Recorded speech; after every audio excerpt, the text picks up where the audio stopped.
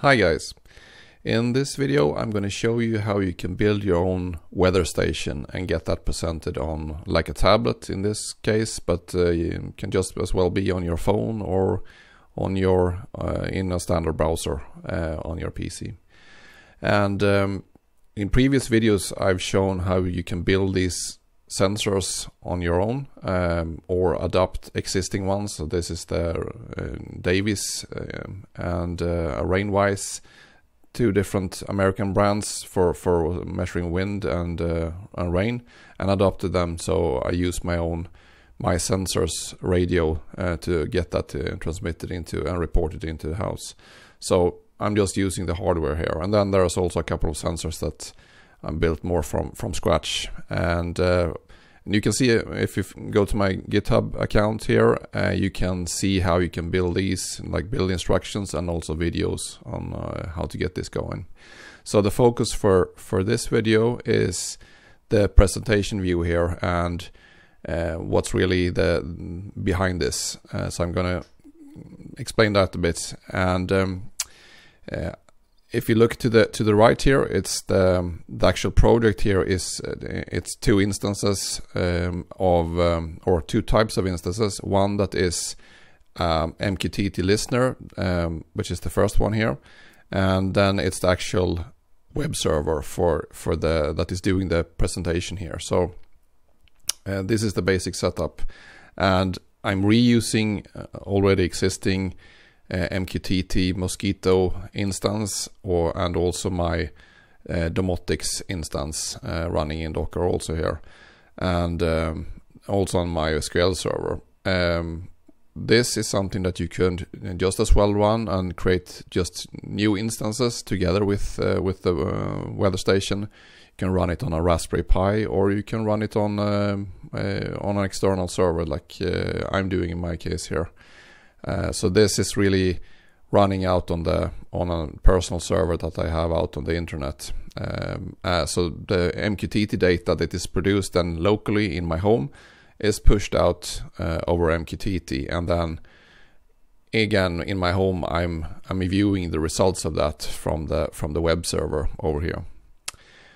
So what happens when a sensor pushes data is that it goes up to the MQTT instance here, and it pushes it to the home automation, also to the Domotics. You could actually run this without. This is just a listener, so there are no dependencies here really that you actually need to have a controller running like a home automation, like the Home Assistant or Domotics.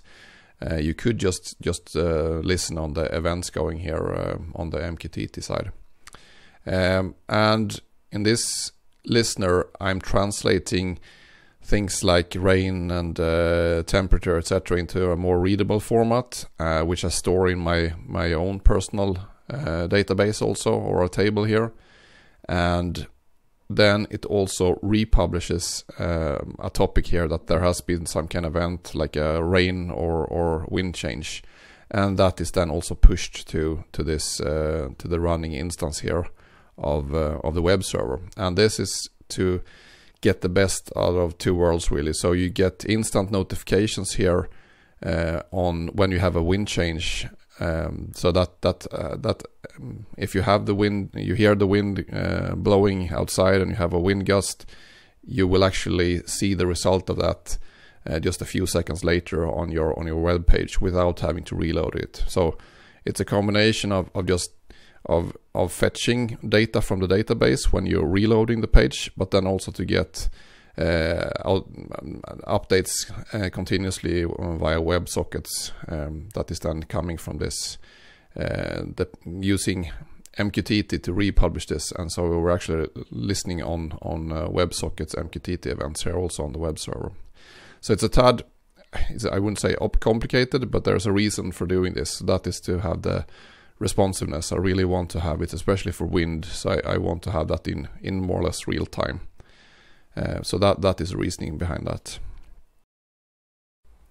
Before we continue, I think it's fair to state what we're kind of after here and what kind of product we want to mimic.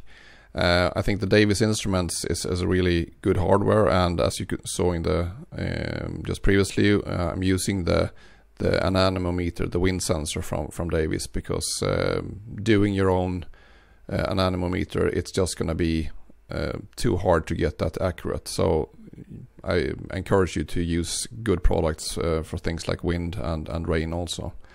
And of course you can buy these, and you would get a really good product here if you spend $1,400 US dollars on it.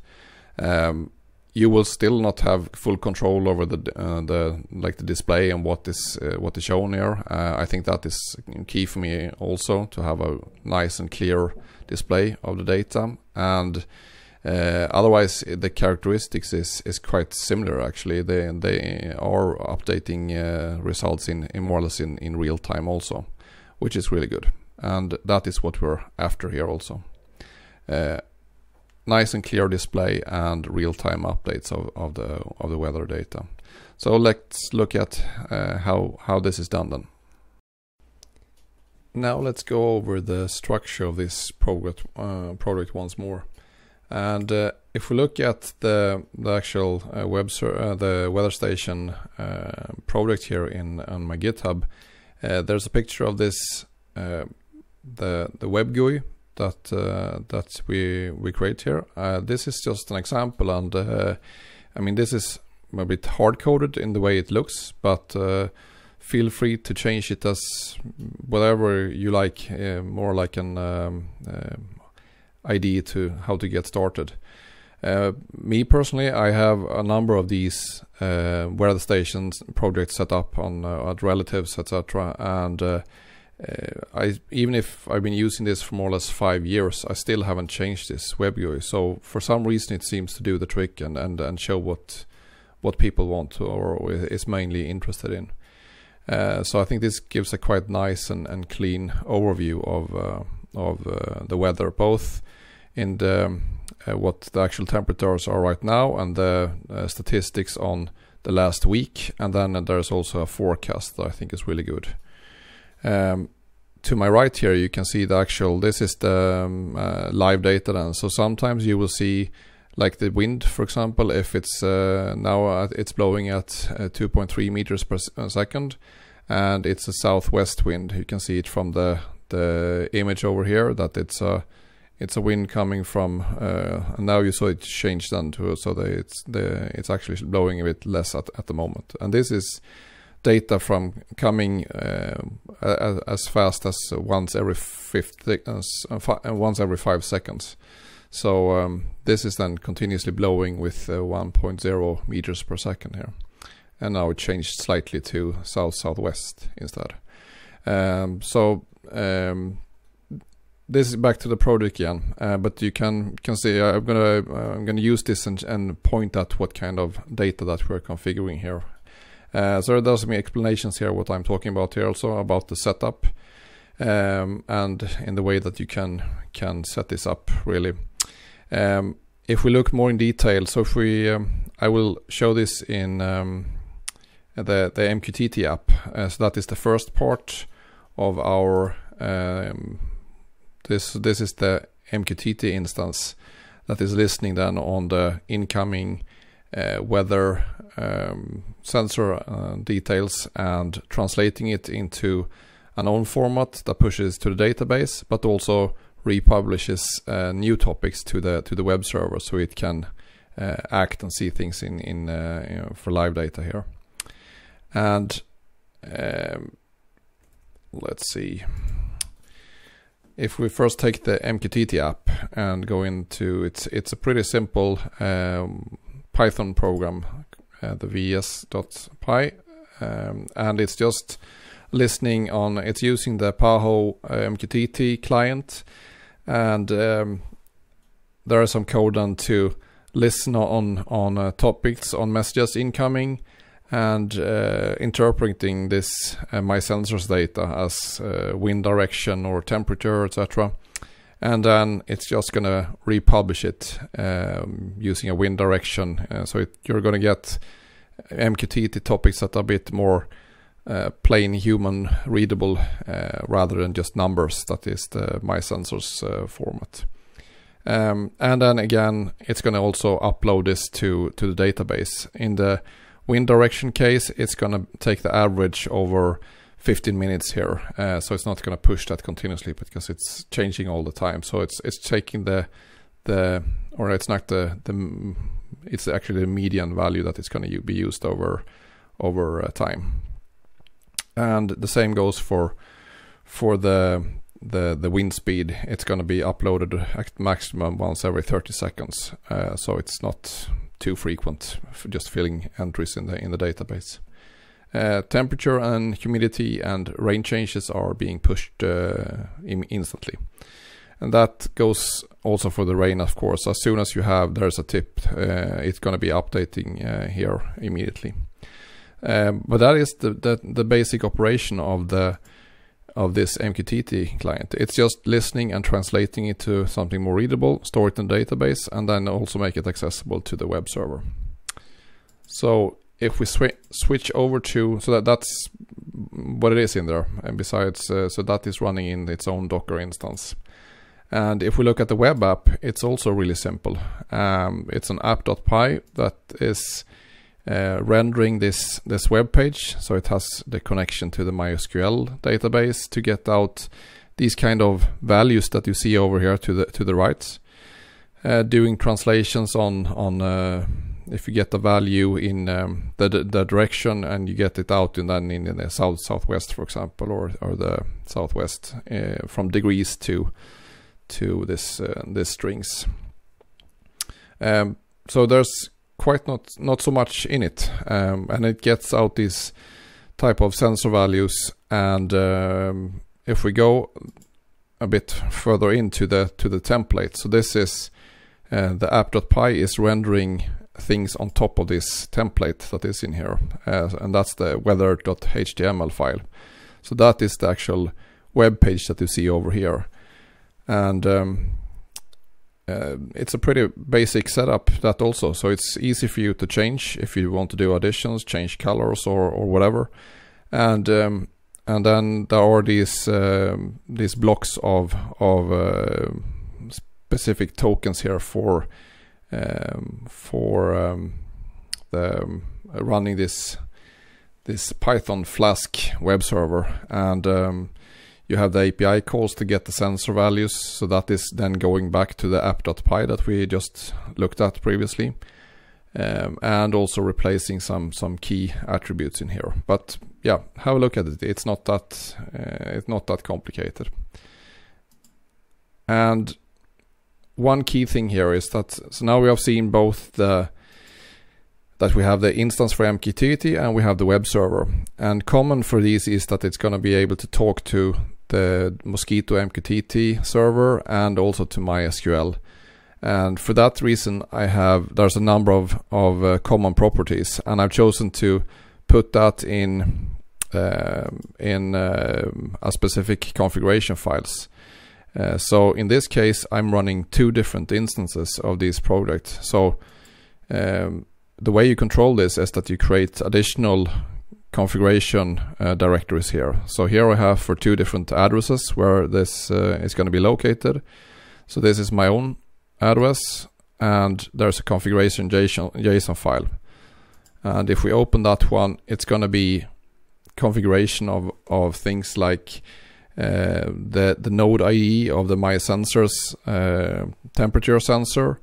So this is the way that you pick up whatever you're interested in the MQTT client. So there'll be lots of things coming in here maybe, but this is the way that you configure what you're interested in listening at or listening on. So that is the same for the wind and for the temp, rain, both in and out. And then there's also the configuration of the MySQL server. So it could be as easy that you're pointing to the same host that you're currently running at, some specific port, what the user is, and the password, etc. And then also you need to create a table here to store the data. And this is then used both on the web server side to pick up this, as you saw in the app.py, and also in the MQTT where you actually store the data. So this is common configuration things that are interesting for both the different pods here. And where you're going to listen for MQTT events on, and what the topic is. So here it's wise maybe to prefix it in some ways, like the address, the specific address, so we're not mixing things up. You can also configure here what the title is going to be for the prognosis part down here, which is I'm using the forecast.io from darksky.net, and it's a really good applet, I think, for showing the forecast. It's been really accurate for all the years that I'm using it. So you specify your longitude and latitude for the address, and then also what you want, what kind of address that you want to have in there.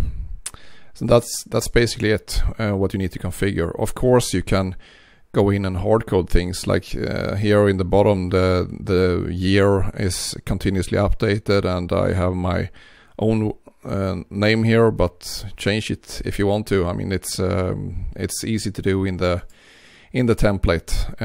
If you go back to the web app and into the template here, the weather.html. So if you want to change the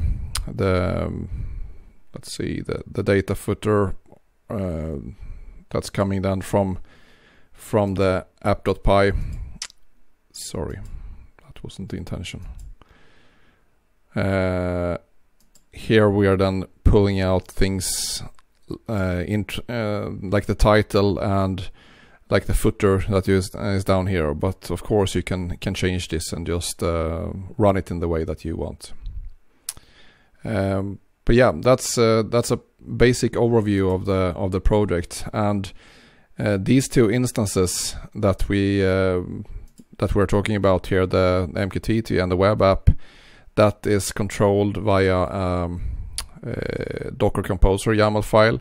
You can start them manually, of course, but if we look in this one, you can see then that we're actually, for these two instances, or these two types of instances, we are then actually starting 2 of each. So for this my address, I'm starting both the MQTT and the web server, and then for another instance I'm starting 2 more. And then you need to set up things like the ports. That is basically the only thing that you need to change, and also the path to where you find the specific configuration file. So that is the only thing you're steering what kind of properties that you want for these by the configuration files that you have in here so that is called config.json in both cases, and that are shared between the instances here. But running it in Docker Composer like this then enforces that you start the right amount of instances, and that it's continuously up and running, and that works really great, I think.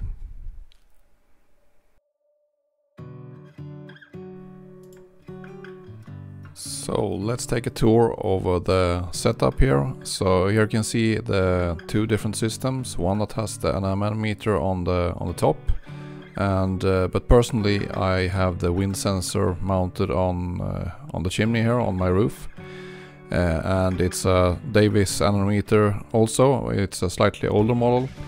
As you can see in the bottom here of the pole that there's a solar panel, so you can look in the anemometer project in my home project on my GitHub, for example, so I want to do that. Here you have the 2 different systems. So the right one is going to be moved to my parents' home, so I'm going to use the one to the left, where since that doesn't have any wind sensor on it. Otherwise, it's the same kind of setup.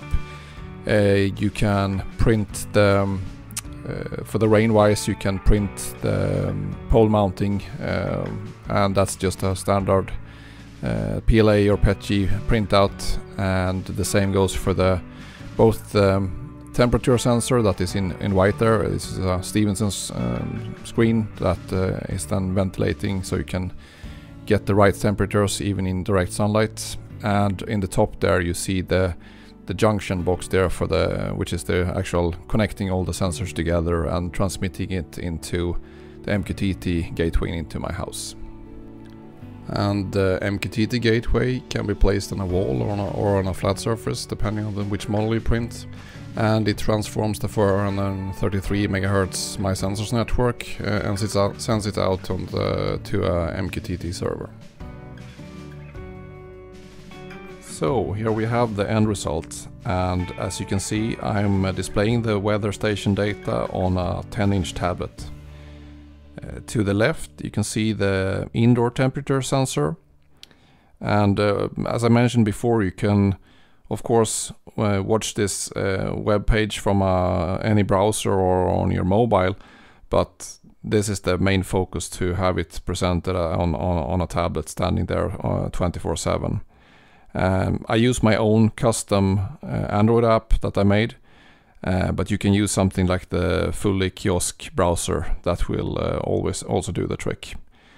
We have the tablet placed on a sideboard right next to our dinner table, so it's something that is very much in focus, but it has a really clear and nice web GUI that you can read from several meters away. And that is something that has been key here in this project. Thank you for listening, and good luck.